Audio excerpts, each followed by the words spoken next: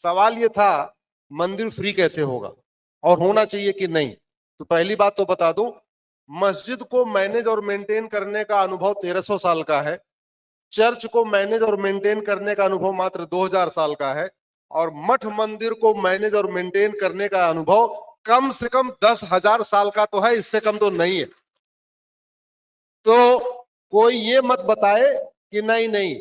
और अगर आप ये कहते हैं कि मठ मंदिर अगर समाज चलाएगा तो भ्रष्टाचार होगा, इसका मतलब आप हिंदुओं को भ्रष्ट बता रहे हो। मुस्लिम ईमानदार हैं इसलिए अपना मस्जिद चलाएंगे, चर्च क्रिश्चियन ईमानदार हैं तो अपना वो आपने उनको अपना चर्च दे रखा है, और हिंदुओं को आप बदनाम बेईमान समझ रखे हैं, ये गलत है।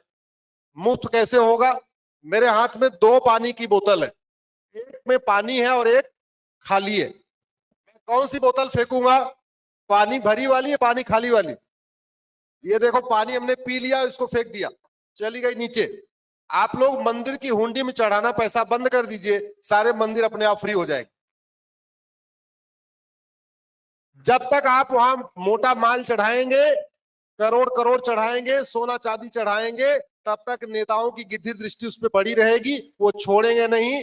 भारत के 18 राज्यों में 35 कानून चल रहे हैं मठ मंदिरों को कंट्रोल करने के लिए। उन 35 कानूनों को हमने सुप्रीम कोर्ट में चैलेंज किया हुआ है, हमारी लड़ाई चल रही है। 4 लाख मठ मंदिर सरकार के कंट्रोल में है, एक भी मजार सरकार के कंट्रोल में नहीं, एक भी मस्जिद सरकार के कंट्रोल में नहीं, एक भी चर्च सरकार के कंट्रोल में नहीं, एक भी दरगाह सरकार के कंट्रोल में नहीं। और 4 लाख मठ मंदिरों की 1 लाख करोड़ की प्रॉपर्टी पे सरकार कब्जा करके बैठी हुई है। 18 राज्य इसमें शामिल है।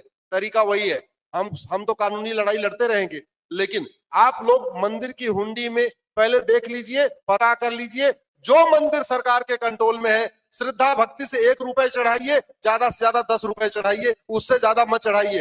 ज्यादा चढ़ाना है हम लोगों को दान कर दीजिए। क्यों? क्योंकि हम लोग बहुत परेशान है। और नहीं, कड़वी सच्चाई बता रहा हूं, हमारी पीआईएल का विरोध करने वाले मर्सिडीज से घूमते हैं, और हमारे पास अपना दिल्ली में ऑफिस नहीं है। मुझे ड्राइवर किसी और ने दिया हुआ है और वैगनार किसी और ने दिया हुआ है, क्योंकि मैं मंडे टू फ्राइडे केवल पीआईएल करता हूं और सैटरडे संडे बाहर घूमता रहता हूं। प्राइवेट केस करने का हमारे पास टाइम ही नहीं है। तो मैं अपने लिए नहीं कह रहा हूं, ऐसे हमारे जैसे बहुत सारे अश्विनी उपाध्याय हैं भारत में जो काम करते हैं। मंदिर की हुंडी में चढ़ाने से अच्छा है आप उनको दान करिए, वो ज्यादा अच्छा रहे। विष्णु जैन जी लड़ते रहते हैं, उनको दान करिए। अब दूसरा सवाल था जी, समय खत्म हो रहा है, जल्दी कर दीजिए। हाँ,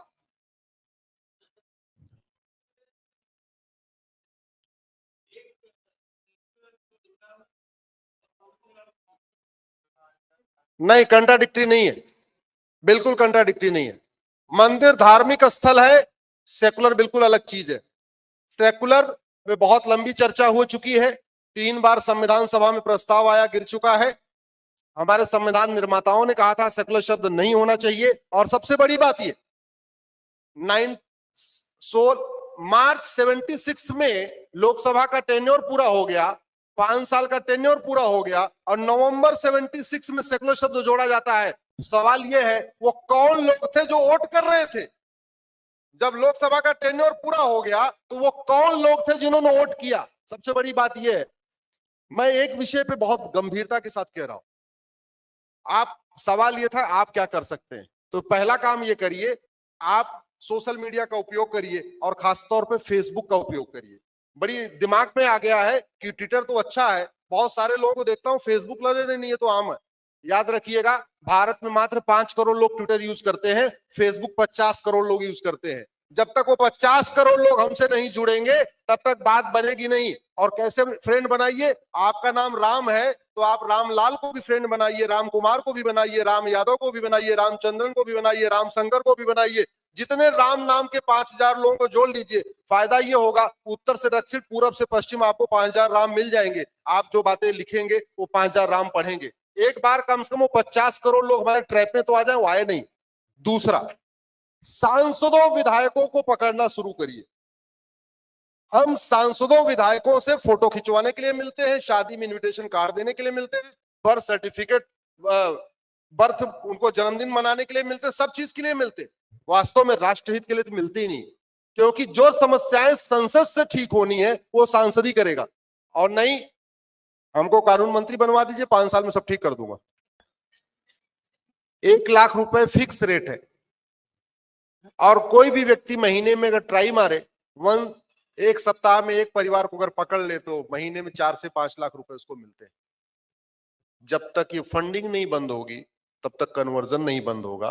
कन्वर्जन को रोकने के लिए हमारे गुरुओं ने इतना बड़ा बलिदान किया, सिख पंथ की स्थापना हुई, शिवाजी महाराज ने और राणा प्रताप जी ने क्या क्या बलिदान किया। दुर्भाग्यवश आज तक हम भारत में कन्वर्जन को देशद्रोह घोषित नहीं कर पाए, सेंट्रल लेवल पे एक कानून इनेक्ट नहीं कर पाए। मैं बहुत सीधी सी बात कहता हूं, जिस दिन भारत में कन्वर्जन कराने वालों पे एनसे यूएपीए वेजिंग वॉर की धारा लगना शुरू हो जाएगी, 10-20 जिहादियों को, मिशनरियों को आजीवन कारावास, फांसी हो जाएगी, ये छोड़ के भाग जाएंगे। लोहा लोहे को काटता है, भय बिन होय न प्रीत, सठे साठ्यम समाचरित, ये हमारा सिद्धांत। समाज जागरण बहुत जरूरी है, समाज का जागृत होना जरूरी है, लेकिन जैसे पहले समाज की रक्षा करने के लिए क्षत्रिय हुआ करते थे, 4 वर्ण थे, धर्म की जय करना ब्राह्मणों का काम, अधर्म का नाश करना क्षत्रियों का काम, प्राणियों में सद्भावना और कल्याण करना वैश्यों का काम, और सबकी मदद करना हमारा 4 वर्ण की व्यवस्था थी। आज की डेट में क्षत्रिय है कौन? ये कलेक्टर, कप्तान, थानेदार, हवलदार, एडीएम, ये क्या है? क्षत्रिय तो है। उनका काम है अधर्म का नाश करना।